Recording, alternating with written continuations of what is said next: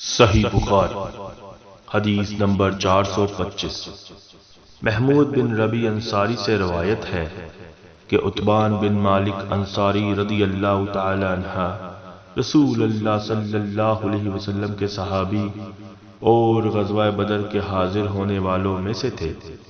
وہ نبی کریم صلی اللہ علیہ وسلم کی خدمت میں حاضر ہوئے اور کہا، یا رسول اللہ صلی اللہ علیہ وسلم، میری بینائی میں کچھ فرق آ گیا ہے اور میں اپنی قوم کے لوگوں کو نماز پڑھایا کرتا ہوں، لیکن جب برسات کا موسم آتا ہے تو میرے اور میری قوم کے درمیان جو وادی ہے وہ بھر جاتی ہے اور بہنے لگ جاتی ہے، اور میں انہیں نماز پڑھانے کے لیے مسجد تک نہیں جا سکتا۔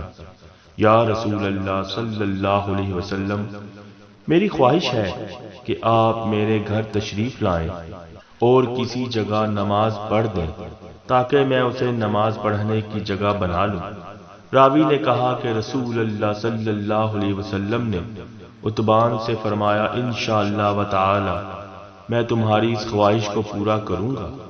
عتبان نے کہا کہ دوسرے دن رسول اللہ صلی اللہ علیہ وسلم اور ابو بکر رضی اللہ تعالی عنہ جب دن چڑھا تو دونوں تشریف لے آئے اور رسول اللہ صلی اللہ علیہ وسلم نے اندر آنے کی اجازت چاہی۔ میں نے اجازت دے دی۔ جب آپ گھر میں تشریف لائے تو بیٹھے بھی نہیں اور پوچھا کہ تم اپنے گھر کے کس حصہ میں مجھ سے نماز پڑھنے کی خواہش رکھتے ہو؟ عتبان نے کہا کہ میں نے گھر میں ایک کونے کی طرف اشارہ کیا تو رسول اللہ صلی اللہ علیہ وسلم اس جگہ کھڑے ہوئے اور تکبیر کہی۔ ہم بھی آپ کے پیچھے کھڑے ہو گئے اور صف باندھی، پس آپ صلی اللہ علیہ وسلم نے 2 رکعت نفل نماز پڑھائی، پھر سلام پھیرا۔ عتبان نے کہا کہ ہم نے آپ کو تھوڑی دیر کے لیے روکا اور آپ صلی اللہ علیہ وسلم کی خدمت میں خزیرہ پیش کیا جو آپ صلی اللہ علیہ وسلم ہی کے لیے تیار کیا گیا تھا۔ عتبان نے کہا کہ محلہ والوں کا ایک مجمع گھر میں لگ گیا اور مجمع میں سے ایک شخص بولا کہ مالک بن دخشن، یا یہ کہا ابن دخشن دکھائی نہیں دیتا۔ اس پر کسی دوسرے نے کہہ دیا کہ وہ تو منافق ہے جسے اللہ اور رسول سے کوئی محبت نہیں۔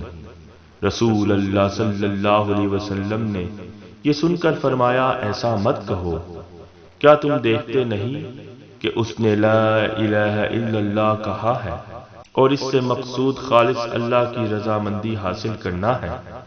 تب منافقت کا الزام لگانے والا بولا کہ اللہ اور اس کے رسول کو زیادہ علم ہے، ہم تو بظاہر اس کی توجہات اور دوستی منافقوں ہی کے ساتھ دیکھتے ہیں۔ رسول اللہ صلی اللہ علیہ وسلم نے فرمایا کہ اللہ تعالیٰ نے لا الہ الا اللہ کہنے والے پر اگر اس کا مقصد خالص اللہ کی رضا حاصل کرنا ہو دوزخ کی آگ حرام کر دی۔